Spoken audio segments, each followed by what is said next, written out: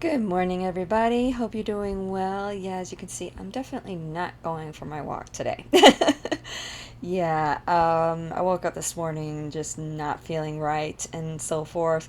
I definitely got a little heat stroke yesterday, especially during my walk. I was really feeling I started getting nauseous. And when I got home, I looked at myself in the mirror and I was just beet red. I mean, totally, totally beet red. And then on top of that, last night I ran down to get my car washed and vacuumed and so forth, so in that way maybe I could work last night. And it was, according to the thermostat on my dashboard, it was 121 degrees. So and I was out walking in that yesterday. So, yeah, I definitely got a little bit of heat stroke, and at the thought of, doing things, especially the walk mostly. I could have done my exercise and yoga and so forth. I've been doing that inside because it was getting a little bit too warm, even with doing it in the backyard where it's a little bit cooler because it's the north side of the house. Um, but yeah, with the thought of going out there in that heat, even just for the 30 minutes, to go for my walk, it was just upsetting my stomach. So yeah, I think I definitely got a little bit of heat stroke yesterday, and I actually just got back from running a couple errands. I need to get little Miss Possum some food, and I need to get some things for myself as well. And according to the thermostat on my dashboard, it's already 111 degrees, and it's just now hitting noon. So, and officially at the airport, looking at my computer here, it's 106. So, yeah, I mean, we have jumped up 20 degrees within just a couple of days. So, yeah, because I think we just hit 100 on Friday, and we topped out at 110 yesterday. Hi, Mr. Ritz. Do you want to say hi to everybody? Hold on. Say hi. That's Mr. Ritz. He is our new house cat, the stray I've been talking about that we took in. Um, yeah, I've been. We had a couple of move outs, and since the house is a lot quieter now and everything, I figure I would just go ahead and let my door be open and so forth, so Miss Possum can have opportunities to run around, because she doesn't. To be honest with you, even though she's a very beautiful little girl and she's very sweet. She looks like she could be very outgoing and everything. She really isn't. She deals with a lot of anxieties, especially with other people and so forth. I'm the only person in the whole world that she trusts. So, but yeah, now that we're have had a couple move outs, I figure I'd let my door be open, because it's a lot quieter and she's able to run around and so forth a little bit easier. It's taken her a little bit because she's still kind of skittish, wondering, okay, who's going to be popping out from around the corner or whatever. But she has gone out and explored a little bit, so that's a good thing.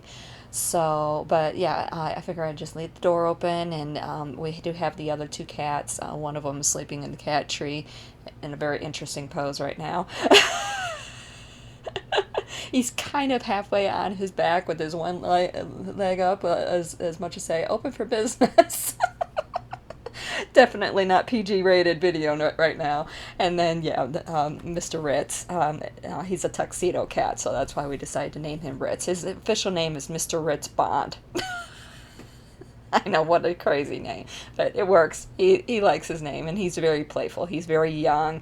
He's the youngest cat in the house, and he just loves to run around and play. And he's not much of a cuddle bug, but like Teddy and Little Miss Possum are. But he loves to play. He loves to play chase. He has this toy mouse that he absolutely loves to just play with. So yeah, if anybody wants to make a donation or what have you for cat toys, because we really could use some. I know Miss Possum not so much, but definitely for Mr. Ritz. He loves toys. He loves those little toy mice. He absolutely loves those things. So at some point I'll say about getting in some more. Just don't tell him. But anyway, yeah. So we have been talking about,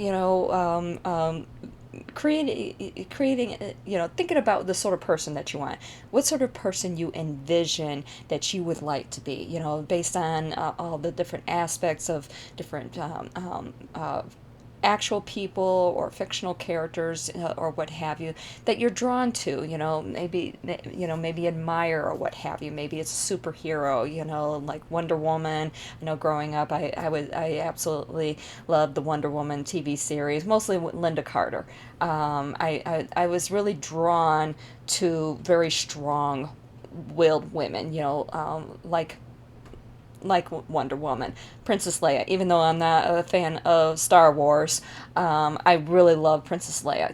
That sassiness, very strong, take charge sort of type women. I've always been really drawn to that, and it's one of the reasons why I was also always very close to my own mom, because she was also that way.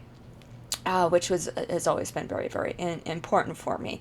Is it's the sort of person that I know that I am, and I do have a tendency to do that. So, but of course, in recent years, because of my health issues and so forth, I'll admit it did have a tendency to drag me down, and I did lose a lot of self confidence. My anxiety levels increased, and so on and so forth. But now that my health is definitely getting back into a much better state, a much more balanced state, I'm able to get myself back to that person that I used to be and everything. And I'll admit that I have looked at different people, not just women, but also male aspects, also like male fictional characters and so forth. Taking a look at them, and it's like, what is it about them that I'm drawn to? Okay, not necessarily attracted to them, like sexually or anything, but why is it that I'm drawn to them? And it's primarily because I know that is the sort of person that I am. That's the sort of person that I always envision myself to be somebody who's very strong, very take charge, and is able to go after goals and accomplish them. I've always been that way, and like I said, unfortunately, in recent years, it hasn't been so much the case. But that's the sort of person that I know that I have always been, and that I want to get back to being. So anyway, um, that's basically what I have been working on.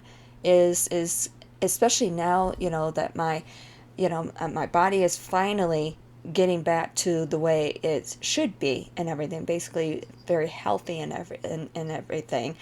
I am wanting to strengthen my body even that much more, but by doing the physical activities that I'm doing, also by making sure that I'm doing my own cooking and baking, so I know what is actually going into my food that I'm taking into my body. Sticking, with organic, grass-fed, organic feed, free range, things like this. Okay, organic produce. Also, making sure I'm not putting too much sugar into my food, especially now that I'm a diabetic. And I am definitely what is considered to be a brittle diabetic, where my body it tends to be very sensitive to not only the insulin that I'm taking, but also any foods that I'm ingesting. So it's like if I eat something that isn't, like for instance, these TV dinners that were being sent to me for free through my insurance company. Long story behind that, but anyway, they were supposed to be very nutritious for diabetics and everything. But what I found to be so fascinating is these ones that I've been eating the last couple of days that I had left over. They've been skyrocketing my sugars, but yet at the same point, the food that I was cooking that was supposed to skyrocket my sugars, nothing. Yeah, okay. Because what I was eating before was basically tacos made with flour tortillas, and flour is supposed to, and it's regular flour, not, gluten free or anything like that. So, anyway, um, long story short, yeah, definitely moving in that sort of direction. So, I hope that this information helps you with your journey. So, I'll talk to you all this afternoon. Like, subscribe.